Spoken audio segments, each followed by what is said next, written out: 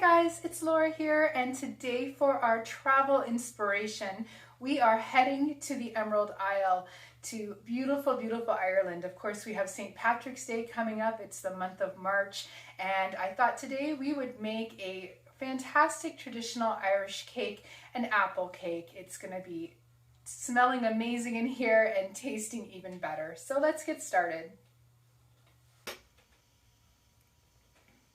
So for our Irish apple cake, super easy, wholesome ingredients. We're going to need our flour, so 3 cups of flour. I'm going to be using Bob's Red Mill 1-to-1 baking flour. It's a great substitute for gluten-free baking when it calls for regular flour. We're going to need 1 cup of sugar plus an extra 2 tablespoons that we're going to add in later. We need about 1.5 pounds of Granny Smith apples. So we're going to take these, we're going to peel them, we're going to core them, and we're going to dice them up. We're also going to need about 1 tablespoon of baking powder. We need 3/4 cups of unsalted butter. So I'm going to take this and cube this up as well. We need our milk. We need 3/4 cup of milk, 2 large eggs, a teaspoon of vanilla extract, as well as our spices. So I'm going to be using probably the pumpkin spice blend because it does have a nice blend of cinnamon, ginger, allspice already in the blend. But if you do have the separate spices as well, you can use them too. So we also have, of course, cinnamon and ginger, and these you can modify to your taste. So let's get started. So now it's time to put all of our dry ingredients into a large mixing bowl. So I've added the 3 cups of flour. I've added a tablespoon of magic baking powder. I'm going to take a teaspoon of my pumpkin allspice, or if you are going to use your own individual spices, you can add about 1/4 to 1/2 teaspoon of each. So I'm just going to put a teaspoon in and a little bit. I like to have a lot of flavor in my cake, so I'll do that. And then we're going to take our whisk and we're going to just kind of blend everything together. Make sure it's nicely well mixed. And then our next step is going to be adding in the cold diced butter mixture in here, and we're going to get this nice and crumbly. It's going to look like little clumpiness, so I'll be back in just a moment with the what it looks like once it's all done and ready to go. And as you can see, I've cubed up the butter. It is cold. You want to have it cold. You don't want it at room temperature. So I'm going to go ahead now and add this into the mix, blend it all up, and I'll be back so you can see what it looks like. Okay, so you can see the butter's in here, and now we're going to start blending this into the flour mixture. We want to get it nicely crumbled together. It's kind of messy, but it feels actually kind of relaxing at the same time too.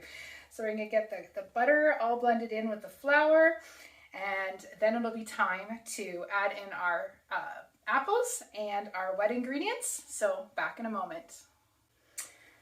So you can see that the mixture looks like fine crumbs here, and now is when we're going to add in our apples and then the sugar to the dry mix.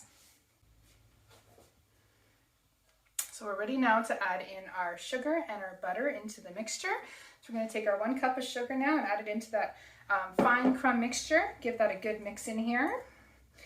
And then I've taken the Granny Smith apples and I've peeled them and I've cored them, and I've actually sliced them into about 1/4 inch slices, and then taken it and sliced them again into about 2 or 3 slices per quarter.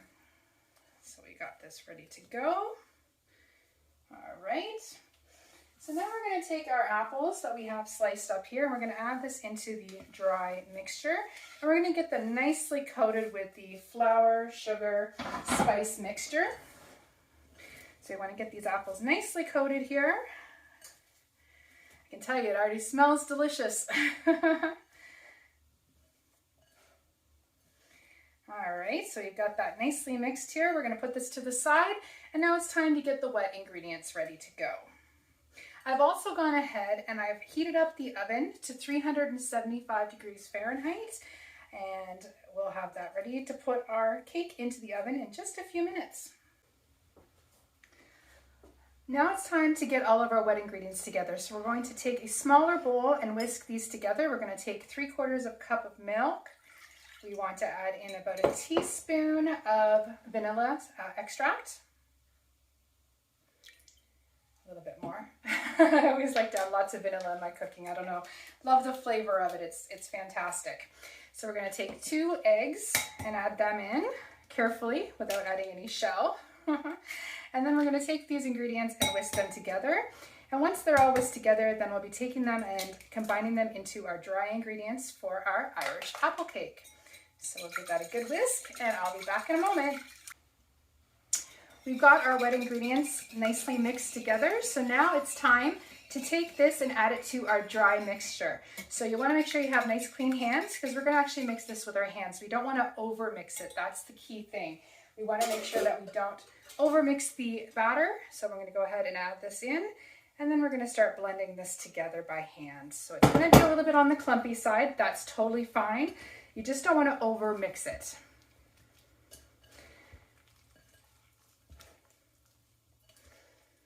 It's a little messy, but that's all right. A lot more fun than making mud cakes when we were kids, that's for sure, and a lot more delicious. So yeah, so as I say, this is such a nice traditional recipe from Ireland. Perfect timing. So if you are thinking about visiting Ireland, I mean, now is a fantastic time to be visiting the Emerald Isle. Things have finally started to reopen, so it's very, very exciting. And yeah, so, and I've had the opportunity, I've been blessed to visit there a few times.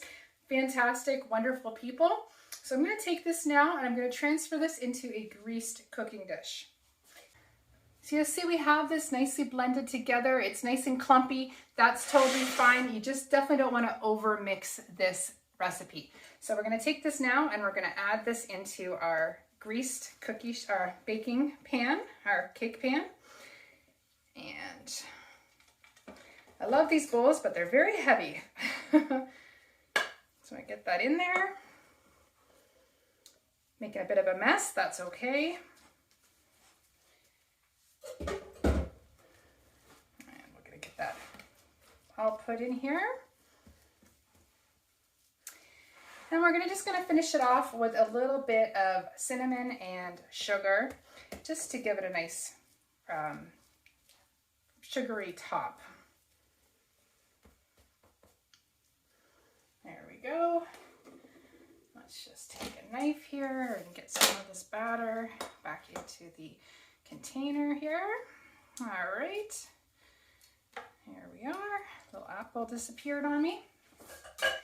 All right, so you'll see we have it in here like this. It's all ready to go in the oven. And I've taken some sugar and some cinnamon and mixed that together. So we're just going to kind of lightly put that over the top of our apple cake. Just drizzle it over the top. So to serve this, you can serve this with some just as it is, or if you'd like to make some custard sauce, it's actually delicious with a little bit of warm custard on top. But we're going to go ahead now and put this in the oven, and we'll be back in about 35-45 minutes. Should be all ready to go. So let's go. And here we have our apple cake out of the oven. It's still nice and warm. As you can see, it's cooked up very nicely. And I'm going to now make a little bit of custard sauce. I'm going to cheat and I'm going to use a instant custard sauce. But again, you can serve this just as is. It's fine cold, but it's also nice warmed up with a little bit of warm custard sauce on it. And of course, maybe served with a nice cup of coffee with some Baileys in it, and sitting there dreaming about your trip to Ireland. I'll be back with the final results. And here we are with the final product. I have, as I said, added some custard sauce. I did cheat. I used the Bird instant custard sauce, but you can make your own. Again, it's perfect whether you want to put anything on it or not. I've decided to have it warmed up with the custard sauce. So let's go for the first bite. So, so good. I hope you have a chance to try it yourself. Have a wonderful St. Patrick's Day, and I hope you get to go visit Ireland very soon. Bye-bye.